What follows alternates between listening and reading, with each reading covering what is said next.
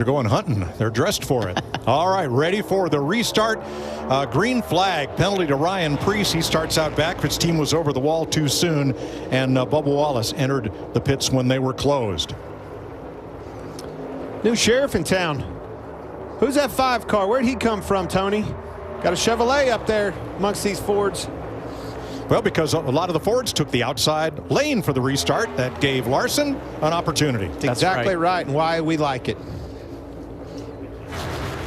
We're going to add the choose at COTA next week.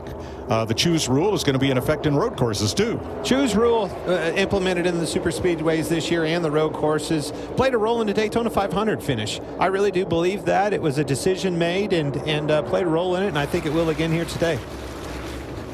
I think it's something that's been a positive change. I think it's been neat to see guys that want to take a chance and advance their position on the restart, where guys get passive and they like the group they're in, they just stay in that side. But I like the risk takers, the guys that want to take a chance. You get a couple spots on a restart and then you get a caution. Now you're in a way better position. Well, look at the difference it made with Kyle Larson, obviously, and then look down on the bottom. Here comes Denny Hamlin. That Toyota we were talking about back there in 12th, that Toyota's slowly but surely marching methodically to the front. Hamlin, the only Toyota in the top 15. Tyler Reddick is 17th. Reddick not feeling well this morning, excused from the drivers' meeting. John Hunter Nemechek standing by in case Reddick needs relief today.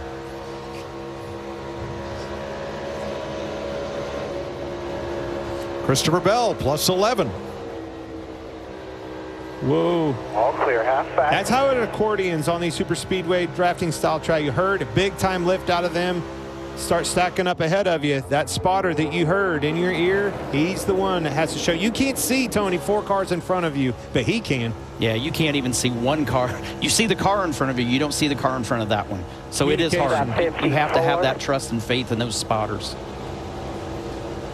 That line stalls in front of Corey LaJoie, the Celsius onboard cam. And here's Ty Gibbs, who got into the wall in qualifying, had to start out back, as did Christopher Bell. Bell qualified 10th. But they had to replace the strakes under the car when he spun off track down to the apron on his round 2 qualifying attempt. So he also had to start out back. That's why Bell is our biggest mover so far. So there's no doubt. Outside. There's no doubt that that outside line is preferred line. But we talked about the tight constraints of this racetrack. Tony, how do I get to the front if I'm in the back? You're going to have to move down and make some hay on that bottom lane. Well, first you've got to have a good driving race car. If your car is balanced, it gives you the flexibility to move that bottom line. There's a bunch of these guys right now early in the race that haven't pitted yet because of such a short amount of time under green that their cars probably don't drive really great right now. So the guys that have good handling cars have the ability to move around and take those chances. You talked about it. Once the accordion opens up a little bit and you get holes, you'll get in there. Let's go to Jamie Little on our leader. Well, Mike, the big question coming in was, okay, these Fords and Penske in particular qualified great, but how will they race? Well, I talked to Joey Logano's crew chief, Paul Wolf, about that subject, and he said, hey, we all have different noses. Every manufacturer went down a different way. This year, he said the nose that we have on the car allows us to lower it for qualifying, be fast there, raise the nose, and have good adjustments and a better reaction from the race car. Because of that, they thought this car was going to drive really well, and so far, no issues, nothing on the radio from Joey. He's about to have his first challenge for the lead. Hamlin up the inside, 3 wide behind them for fourth rather.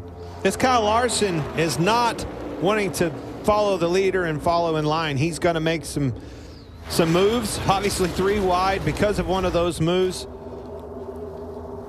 It shows you there's grip in these cars.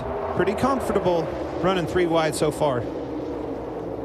Makes me nervous this early in the race, though. You mean being like 4 inches of the car beside you and the other car on the other side of you at 180 mile an hour? Is that what you're talking about? Exactly. Wow.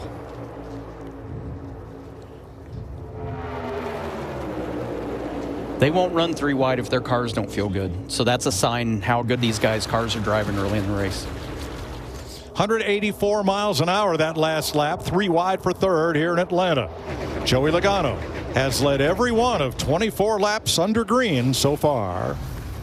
Enjoy an ice-cold Coke Zero Sugar as you cheer on your favorite Coca-Cola Racing family member.